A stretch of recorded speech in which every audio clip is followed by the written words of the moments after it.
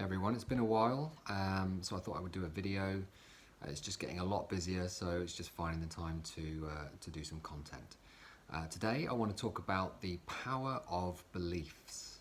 I work with a lot of clients that sabotage themselves on a regular basis or are holding on to beliefs that do not serve them, and it's making their lives a lot harder than it needs to be.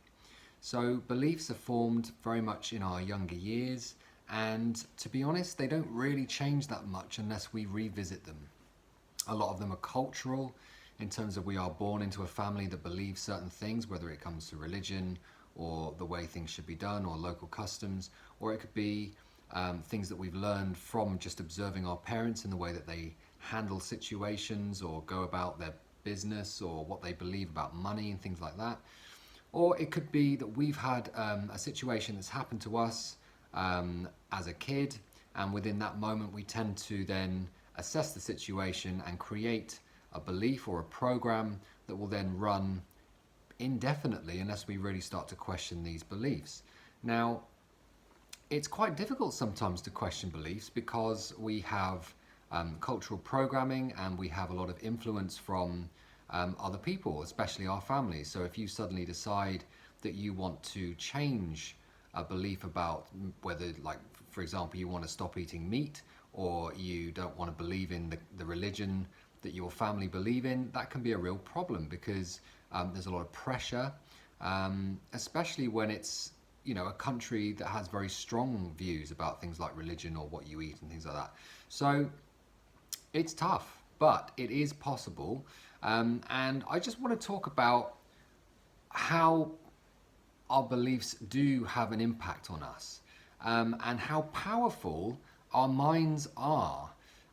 Sadly, in the work that I do, especially with the therapeutic side of my work, I'm beginning to notice more and more how people are misusing this amazing gift that we have, this brain in our heads, and all the power that comes with it, and they're directing it at themselves in a negative way, and it's really causing them some serious damage. And the moment you kind of change your mind, things start to change. I cannot emphasize that enough. If you change your mind about things, whether it's a belief that you have or whether it's how you're viewing yourself, your world starts to change, your experience starts to change, because that's what we're talking about here. Your beliefs about yourself and the world around you, they shape and create your experience. So I want to tell you a couple, like I've already mentioned in a few videos that I've done, the power of the mind. Okay, so for example, they have tested things on, like done tests now, a lot of neuroscience going on that are almost crossing over with a little bit of,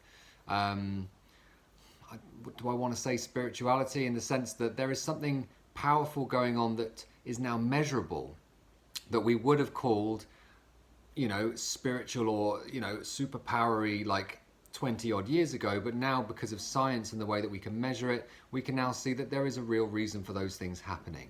Whether that be that people are being told to imagine working out and their muscles are actually growing without them doing any exercise, or whether it's someone's setting an intention, like thinking about something in their hands and changing the way that's made up, whether that be DNA or various things, or the story I'm about to tell you is a test that they did on chambermaids in hotels that clean rooms.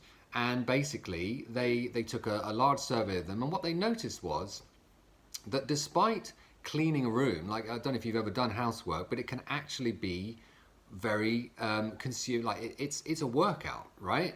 However, they interviewed all of these chambermaids, a really wide range of these chambermaids, and what the chambermaids, their belief was that doing housework had absolutely nothing to do with exercise, or it should have any impact. Like, they were asked, do they go to the gym, do they work out, do they do exercise, and they were all saying, no, I don't do any exercise at all, or I do moderate exercise, and they certainly weren't classing their job as exercise. What they then did was they split the group into two, so they had a control group, but basically nothing changed. They didn't give them any extra information. But the other group, they were basically educating them on the amount of calories that were burned, the amount of muscle tone, basically really drumming it into them just how much exercise they were actually doing and what the benefits to their health would be. And then they sent them off for another couple of weeks to continue doing the jobs that they'd always done. Now, obviously, the group that had no extra information and nothing had changed, nothing happened. But the group that were saturated, they had like things around the room reminding them when they were cleaning the rooms about how much it was good for their health and fitness. They got fitter, measurably fitter. They got thinner. They lost weight. Their blood pressure got lower. And all that's changed in that scenario is a belief. Suddenly they now understand and have been educated about the knock-on effect of what cleaning does, and therefore their body has actively changed because of what they believe in their minds. Now, when you really get the gravity of what that means, it's really the basis of whether or not you are a success or a failure, or whether you are happy or sad. What you believe becomes true for you. Really get that. So, for example, I had a client the other day who had a belief that if she wasn't perfect, she was a failure. Or if she wasn't perfect, she was in some way not good enough. She somehow had equated the idea that if I do not excel, whether it be to get the job that I've always wanted to get or get the grade and exam that I always wanted to get, then in some way that reflected on her as a person, or like personally as I'm worthless. Really get the gravity of what this girl was doing to herself. She genuinely was depressed most of the time, because the reality is there's no such thing as perfect, right? It's impossible.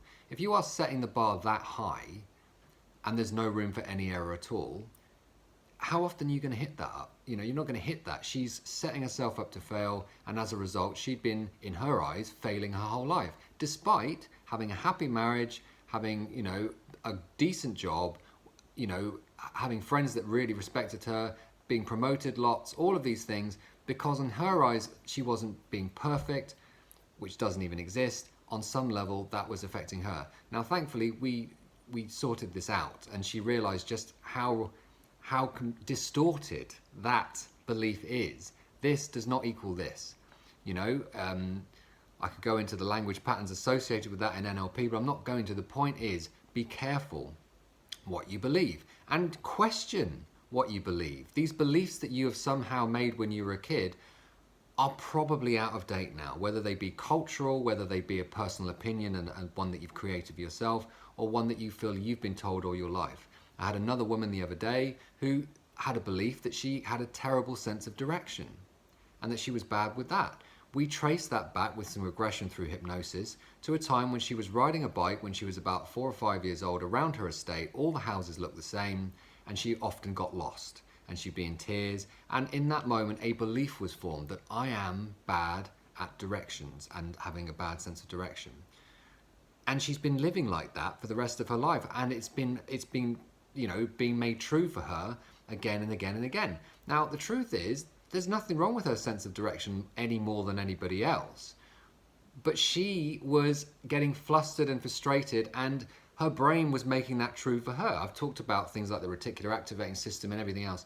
What you believe becomes true for you.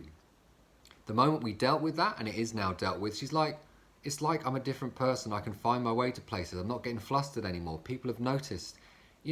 These things are changeable, but you have to identify these beliefs that are not serving you first.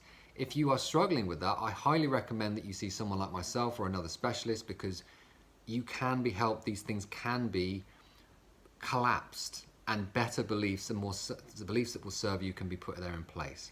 I also highly recommend a book that talks in a lot more detail about questioning the culturescape, or the beliefs of cultures, and also your beliefs in yourself. It's called The Code of an Extraordinary Mind by Vishen Lakhiani. I can't even say it, but you can find it online. It's a very good book. You'll know him from Mind Valley. It's been a pleasure to speak to you. I hope what I've said has been helpful, and I'll do another video soon. Take care.